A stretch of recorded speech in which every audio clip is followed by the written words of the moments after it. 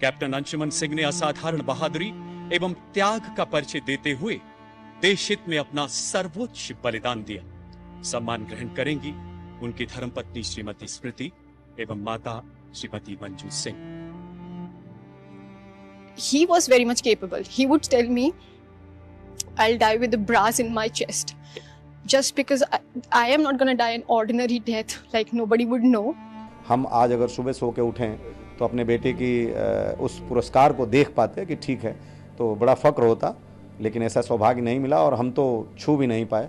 और वो माँ का दर्द कोई माप नहीं सकता है।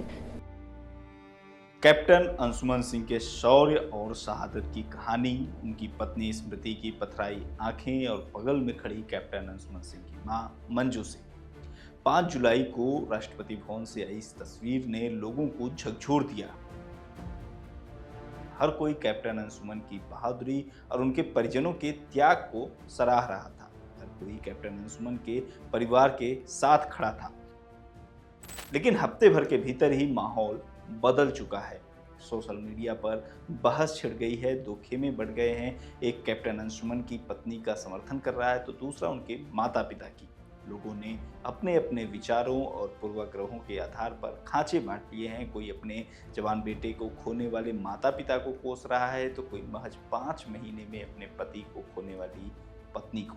और ये सब शुरू हुआ तब जब कैप्टन अंशुमन के माता पिता ने मीडिया से बात करते हुए कहा कि उनके बेटे से जुड़ी सारी निशानी, कपड़े, मेडल और कीर्ति चक्र लेकर उनकी बहू चली गई है। उनके पास सिवाय बेटे की तस्वीरों के कुछ भी नहीं बचा है। कैप्टन अंशुमन के परिजनों ने कहा कि उनके साथ जो हुआ वो नहीं चाहते कि आगे और किसी के साथ भी हो, इसलिए NOK के नियमों में बदलाव होना चाहिए। जिसके बाद NOK के नियमों पर नए सिरे से बहस छिड़ गई है। कुछ लोग इसमें बदलाव की मांग कर रहे हैं तो कुछ लोग इसमें प्रधानमंत्री और रक्षा मंत्री से हस्तक्षेप करने की मांग कर रहे हैं। क्या है ये NOK? किसी सैन्य अफसर की शहादत पर किस तरीके से मिलता है मुआवजा और इस मुआवजे का बंटवारा परिजनों में कैसे होता है, इन सब पर बात करेंगे विस्तार से इस वीडियो में।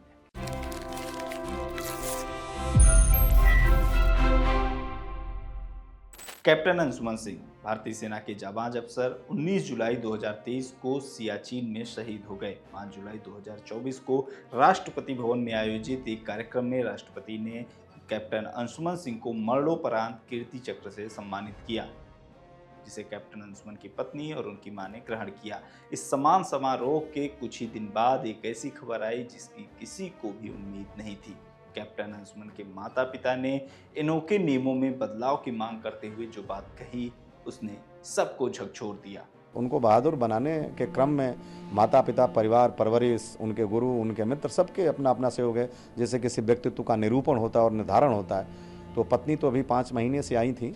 निश्चित रूप से उनका जो गम है वो काबिल वाइस है।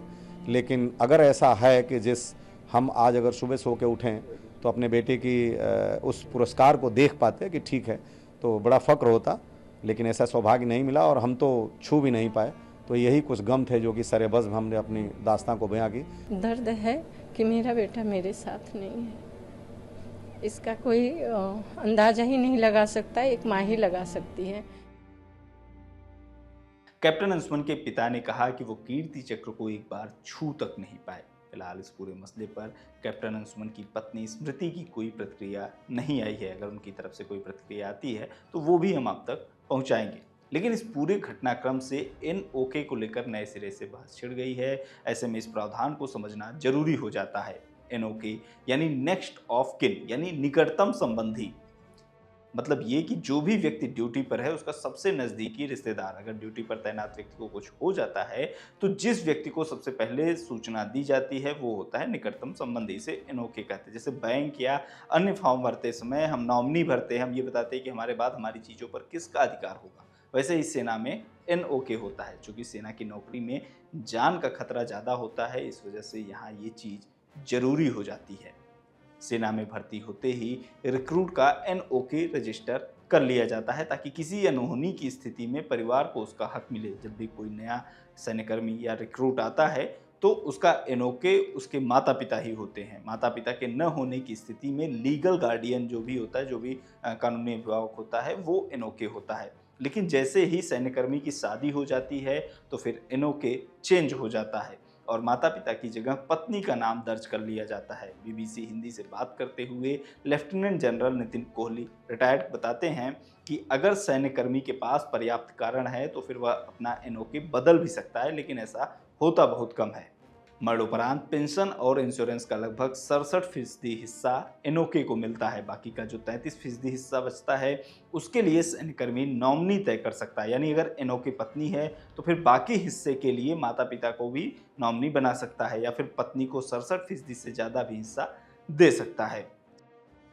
सैन्यकर्मियों को जो सम्मान मिलता है वो भी एनओके को ही मिलता है। जैसे जो कीर्ति चक्र या शौर्य चक्र जो मिलता है वो भी एनओके को ही मिलता है। जिसका भी नाम एनओके के तौर पर दर्ज होता है उसे सम्मान ग्रहण करने के लिए बुलाया जाता है। सैन्यकर्मी के विवाहित होने की स्थिति में माता पिता को भी बुलाया जाता है। अगर पत्नी ग्रहण कर रही पुरस्कार तो उस स्थिति में भी माता पिता को बुलाया जाता है वहाँ पर। सेना की ओर से मिलने वाले सम्मान के अलावा राज्य सरकार की ओर से भी सैन्यकर्मियों के परिजनों को मरणोपरांत आर्थिक सहायता प्रदान की जाती है। कई राज्यों में माता पिता और पत्नी दोनों को 50-50% हिस्सा दिया जाता है, तो कहीं 60-40 का रेशियो है। जैसे उत्तर प्रदेश में 50 लाख रुपए दिए जाते हैं, 35 लाख रुपए पत्नी को और 15 लाख रुपए माता पिता को। हरियाणा में 70% हिस्सा पत्नी को और 30% हिस्सा माता पिता को दिया जाता है, जबकि मध्य प्रदेश में माता पिता और पत्नी दोनों के बीच 50-50% आर्थिक सहायता का बंटवारा होता है। फिलहाल एनओके पर बहस जारी है। एनओके नियमों पर आपकी क्या राय है, आपका क्या सोचना है, कमेंट बॉक्स में हमें जरूर बताएं। देखते रहिए लोकमत हिंदी।